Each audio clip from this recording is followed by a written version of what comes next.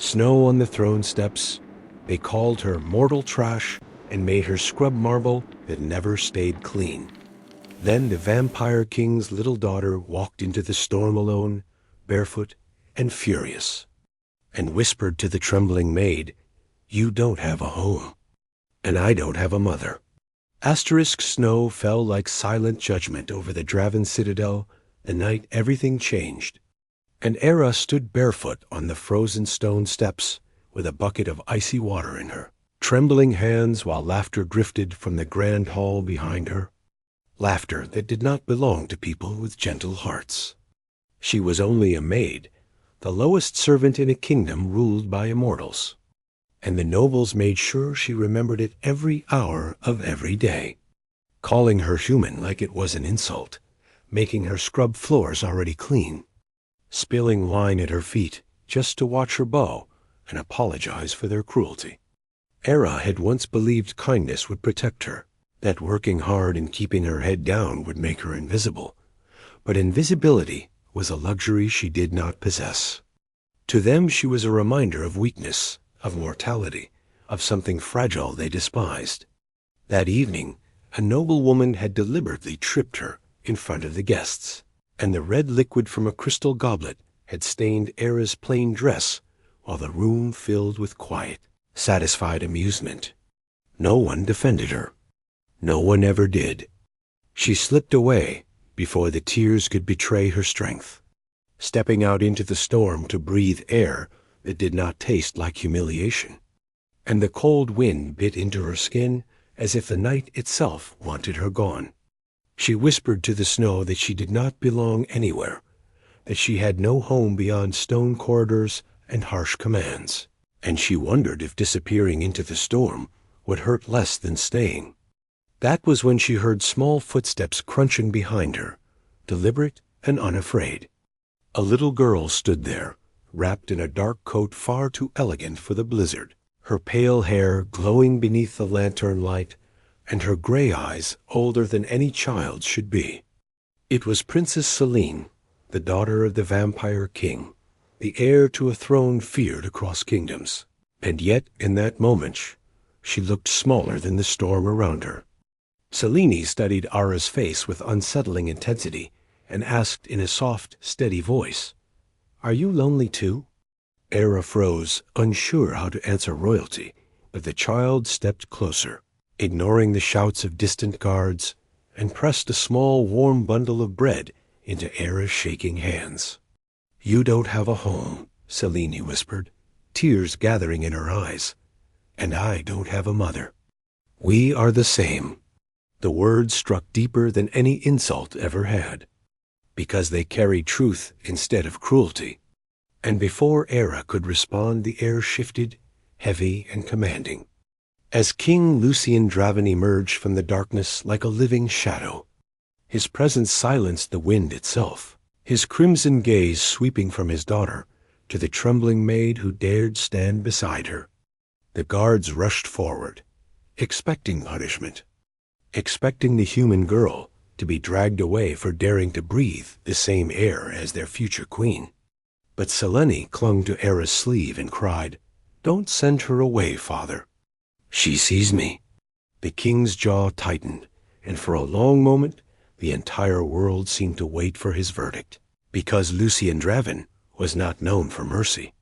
Yet instead of fury, something unfamiliar flickered in his ancient eyes, something dangerously close to grief, and without a word he removed his own heavy cloak and draped it over Ara's shoulders, shielding her from the storm in front of the entire court.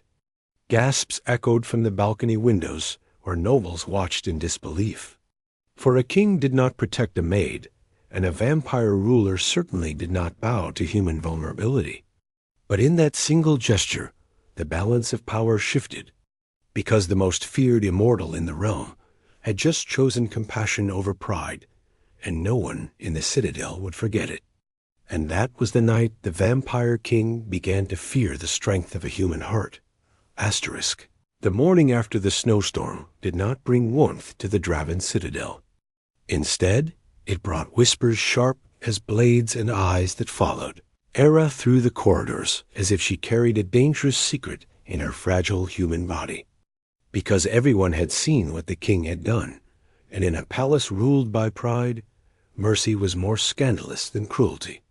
By noon, a royal decree summoned her to the East Wing, the silent section of the citadel where no music played and no laughter survived, the wing that had been sealed in grief since Queen Ilara's death 5 years earlier. Sir Cassian escorted her without a word, his expression unreadable, yet not unkind, and as they passed through towering obsidian doors, Era felt the air grow colder, not from winter, but from memory, because sorrow seemed to live in those walls like a permanent shadow. She was informed that by order of King Lucien Draven, she would serve as companion to Princess Celine, a position no human had ever held, and while the words sounded like honor, the tone of the courtiers made it clear they considered it a mistake waiting to happen. When she entered Celine's chamber, she did not find a spoiled royal child, but a small girl sitting alone by a frost-covered window, staring at the horizon as if waiting for someone who would never return. And when Celine saw her, her pale face brightened with a fragile hope that nearly broke Era's heart. "You came back," Celine whispered, as though she had expected abandonment like she expected winter. Era knelt before her and promised gently, "I told you I wouldn't disappear." The days that followed were quiet but powerful. Era read stories aloud, braided Celine's silver hair, and brewed simple herbal tea whose warmth carried more comfort than the richest banquet. And slowly the child began to speak again, not in the careful formal tone used before the court, but with the honest curiosity of someone starved for understanding. However, the palace noticed everything. Nobles watched from archways, servants reported every interaction, and Lady Vesper made sure her disdain was visible, whispering that the king had allowed human weakness to infect royal blood. One evening during supper, Lord Halric openly questioned the king's judgment, asking whether trusting a mortal girl near the heir was wise. And the hall fell silent as Lucien's crimson eyes lifted, calm yet lethal. And he replied in a voice that carried absolute authority that his daughter's well-being was not open for debate. The message was clear, but so was the tension building beneath the surface, because power rarely tolerates change without resistance. That night, Era wandered into a forgotten corridor while searching for Celine's missing ribbon and discovered a large, dust-covered portrait at the end of the hall, a painting of the late Queen Ilara, whose gentle expression contrasted sharply with the coldness that now ruled the citadel. And as Era stepped closer, she felt an unfamiliar warmth pulse in her chest, as if something within the room recognized her presence. She noticed something that made her breath catch. The queen's eyes were the same shade as her own, gray with flecks of gold, and before she could process the impossible resemblance, a deep voice spoke from behind her. "That room has been closed for 5 years." She turned to find King Lucien standing in the shadows, his expression guarded but not cruel. And for the first time she saw not the feared ruler of immortals, but a man carrying unbearable loss. "She deserved better than silence," Era said softly without thinking. And though the words could have cost her everything, the king did not punish her. Instead, something fragile flickered across his face before he turned away, leaving her alone with the portrait and the growing sense that her presence in this citadel was not an accident, but the beginning of something far more dangerous than the court could imagine. And in the quiet East Wing, grief began to stir like a sleeping power waking from the dark. The feast of House Viridian was announced 3 nights later, and the entire citadel understood what it truly meant, because when rival vampire houses gathered under one roof, they did not come for celebration, but for measurement, to test strength, loyalty, and weakness. And Era knew she would be the easiest weakness to expose. The grand hall glittered with chandeliers carved from crystal and bone, long tables dressed in crimson silk, nobles draped in jewels that reflected candlelight like sharpened stars. And at the center of it all sat King Lucien Draven upon his obsidian throne with Princess Selene at his side. Composed but watchful, her small hand occasionally reaching for Ara's as if to anchor herself. When Ara entered behind them, escorted by Sir Cashin, the murmurs began immediately, not whispered but intentional, calculated, designed to humiliate without open confrontation. The human pet, someone said softly enough to pretend innocence, and another voice answered, "It seems our king prefers fragile things now." Ara kept her chin lifted, though her pulse pounded, reminding herself that dignity did not require permission. And she took her assigned seat lower than the royal dais, but visible enough to invite scrutiny. Lord Marius of House Viridian, tall and silver-haired, with a smile too sharp to be sincere, lifted his goblet and addressed the king with theatrical politeness, congratulating him on his daughter's remarkable recovery, and asking whether it was true that a mortal maid had accomplished what centuries of vampire wisdom could not. The room stilled, waiting for Lucien's reaction, because in vampire politics, words were weapons, and every response revealed strategy. Lucien did not raise his voice, but when his crimson gaze met Marius's pale one, the air tightened as if pressure itself bowed to his authority, and he replied that strength was measured not only by power, but by the courage to protect what mattered. And if a human's kindness brought peace to his daughter, then that kindness was more valuable than pride. The statement was subtle but devastating, because it defended Ara without naming her directly, and it challenged the court's obsession with blood purity without declaring open rebellion. Lady Vesper attempted to shift the focus by claiming that mortals were unpredictable and weak, that allowing one near the heir risked instability, and before Ara could silence herself, she calmly answered that instability was born from cruelty, not compassion, and the quiet conviction in her voice surprised even her. Gasps rippled through the hall, for a human had spoken in the presence of vampire nobility without trembling, and though some saw it as insolence, Selene's eyes shone with pride. Marius leaned back, amused, suggesting that if the human girl believed herself strong, perhaps she should prove it by remaining in a court that despised her, because survival among predators required more than soft words. Ara did not flinch. She simply said that she had survived far worse than whispers, and the truth of her resilience lingered in the silence that followed.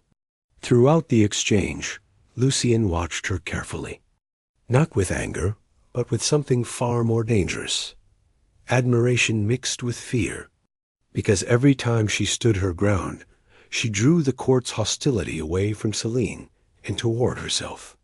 When the music resumed and nobles pretended nothing had happened, tension still hummed beneath the celebration like a hidden storm, and Ara realized that by defending her presence, the king had drawn a line that rival houses would not ignore. As the evening ended and the guests withdrew, Selene squeezed Ara's hand and whispered, "They wanted you to break," and Ara answered softly, "I have already been broken before, and I learned how to stand again." From across the hall, Lucien overheard the words, and something in his ancient heart shifted, because he understood then that the greatest threat to his throne was not rival houses or political ambition, but the growing truth that the human girl he had meant to protect was slowly becoming the strongest presence in his kingdom. And that night, the court realized the maid they mocked was not leaving without a fight. Asterisk. The tension that had been quietly building inside the Draven citadel finally cracked the night. Lord Valeriers of House Morvain arrived with his retinue, his presence wrapped in velvet diplomacy, but edged with ambition sharp enough to cut a throne in half. And everyone understood that this was no simple visit of courtesy, but a test of King Lucien's authority, a challenge disguised as celebration. The grand hall glittered with chandeliers and silver goblets, yet beneath the polished marble floor lay centuries of rivalry and unspoken threats. And Era felt every pair of immortal eyes tracking her as she entered beside Princess Selene, aware that her simple presence had become political ammunition. Selene held her hand without shame, her small fingers tight with quiet defiance, while whispers flowed like poison through the gathered nobles. Words like contamination and weakness drifting through the air, and when Lord Valerius finally spoke, his voice carried smooth mockery as he congratulated the king on his daughter's remarkable recovery under the care of a mortal maid, suggesting that perhaps human affection had proven more effective than royal discipline. Lucien's expression did not change, yet the air around him shifted with restrained power. His crimson gaze calm but lethal, as he replied that his daughter's happiness required no approval from rival houses. And the hall grew colder, as silence fell heavy between them. Era kept her posture steady, despite the humiliation woven into every sideways glance, remembering that she had survived worse than whispers. But the true blow came when Lady Vesper stood and openly questioned whether a mortal without lineage or magical heritage deserved proximity to the heir of an immortal dynasty, implying that kindness was not a qualification but a liability. And several nobles nodded in agreement, emboldened by the public setting. Before Era could respond, Selene rose from her seat, her voice trembling yet clear as she declared that Era had done more for her in weeks than the court had done in years. That compassion was not weakness, but strength, and that her mother had believed in protecting the innocent, regardless of status. The mention of the late queen struck like thunder through the chamber, because Queen Alara's name had become sacred and dangerous, and Lucien's composure faltered for the briefest second before he stood, his voice resonating with final authority as he reminded the court that no one would insult a guest under his protection, especially not the one his daughter trusted. It was a declaration disguised as restraint, and everyone felt the boundary being drawn. Later that evening, as music resumed and nobles masked resentment behind polite smiles, Era slipped away to the balcony to steady her racing heart, only to find Lucien already there, staring into the night as if wrestling with ghosts. "You should not be the reason they question you," she said softly, unwilling to be the wedge that fractured his reign. He turned toward her, and for the first time she saw exhaustion behind the king's strength, a man burdened by power and haunted by loss. "They question me because they fear change," he replied, his voice low and honest. "And they fear you because you remind them that humanity cannot be erased by immortality." The distance between them felt fragile and dangerous, not romantic, yet charged with unspoken understanding. And Era realized that beneath the crown and centuries of control, Lucien Draven was not merely a ruler defending pride, but a father protecting the only light left in his world. As footsteps echoed from within the hall and political games resumed their quiet dance, Era understood that the real threat was no longer whispered humiliation, but open rebellion waiting for the right moment to strike. And standing beside the vampire king beneath a moonlit sky, she sensed that her presence in this palace was no longer accidental, but central to a storm that was only beginning to rise. And in that silent balcony shadow, loyalty and love began to challenge the throne itself. The rebellion did not begin with swords drawn or gates shattered. It began with silence, with doors closing too quickly when Era walked past, and with guards whispering messages that were never meant for her ears. And King Lucien felt it in the way the council chamber no longer echoed with loyalty, but with careful calculation, because rival houses had decided that the easiest way to weaken a king was not to attack him directly, but to remove the human girl who had softened his iron rule. One evening, Sir Cassian found Era in the East Garden, where winter roses clung stubbornly to frost, and warned her, in a voice lower than the wind, that a formal petition was being drafted, demanding her removal from the citadel under the excuse of protecting royal bloodlines from mortal instability. And though he did not say it aloud, She understood the truth behind it. If she left, Selene would shatter, and if Selene shattered, Lucien's authority would crumble from within. When Lucien summoned her to his private study that night, the weight of centuries seemed to press against the stone walls, and he did not stand behind his desk like a ruler, but near the window like a man forced to choose between crown and heart. He told her calmly that he could arrange safe passage beyond the mountains, that she would be given gold, protection, and a new life far from vampire politics. And though his tone was controlled, his eyes betrayed the conflict tearing through him. Era felt the offer like both mercy and dismissal, and for a moment she imagined a quiet life without danger, without cold glances or whispered hatred. But then she remembered Selene's small hands gripping her sleeve, and the way the child's nightmares had softened into peaceful sleep, and she realized leaving would be easier for her, but devastating for the one person who trusted her without fear.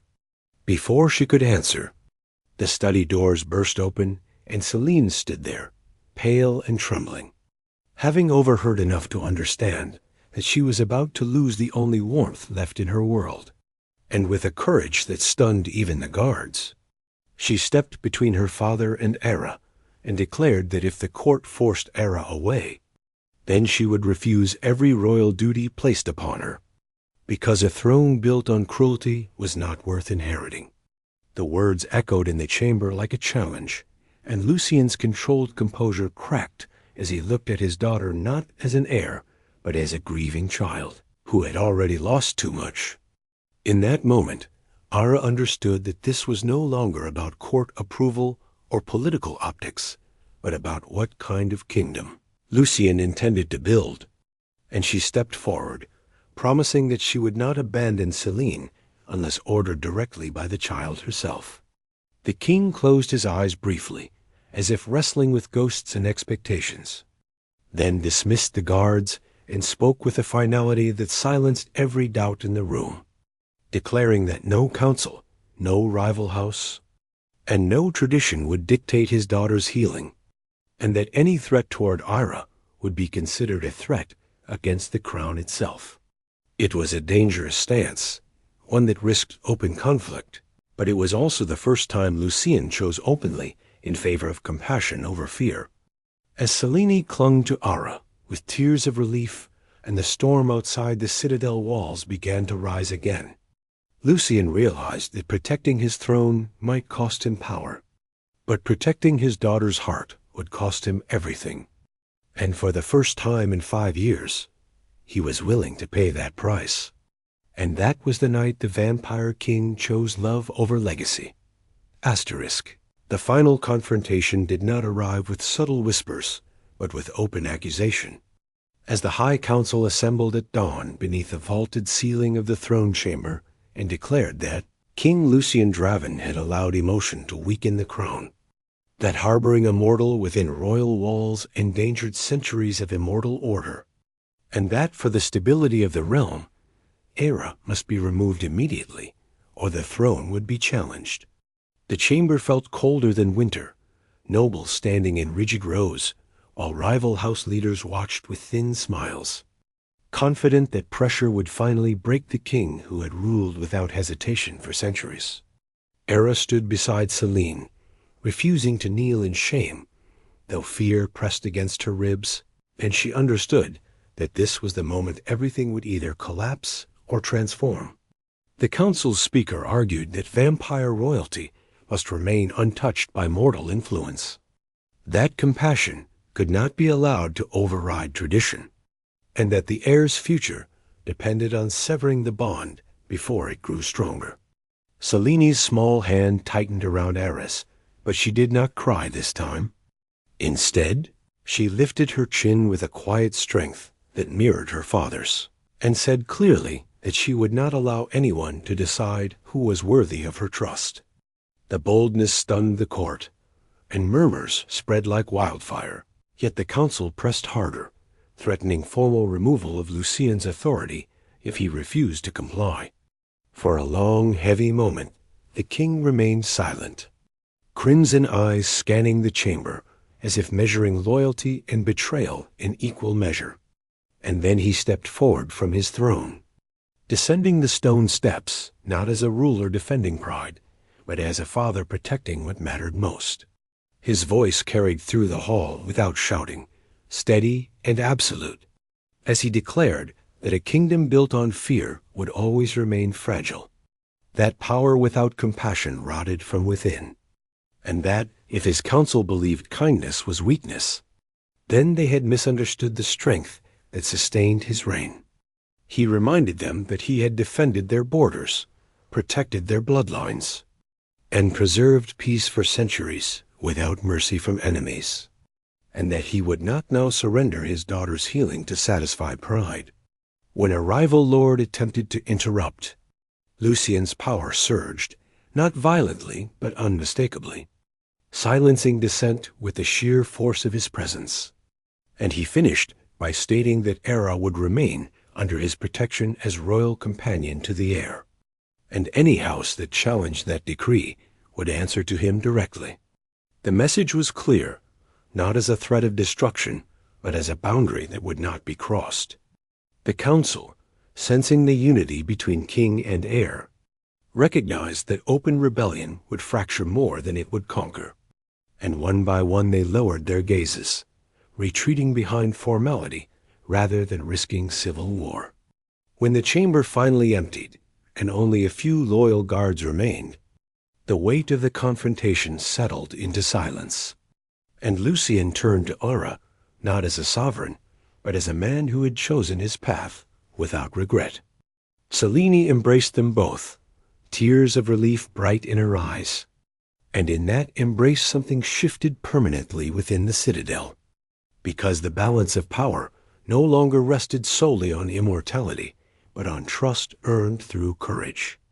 Outside, the first light of sunrise touched the highest towers, and for the first time in years, the east wing felt warmer, not from magic, but from peace slowly taking root. Era realized she was no longer the invisible maid who scrubbed floors to survive humiliation. She had become proof that resilience and kindness could stand beside ancient power without bowing, and Lucien understood that the throne he guarded so fiercely was strongest when guided by heart as well as authority. And as the sun rose over the citadel, the vampire king learned that true royalty is not measured by blood, but by the courage to protect love against the world.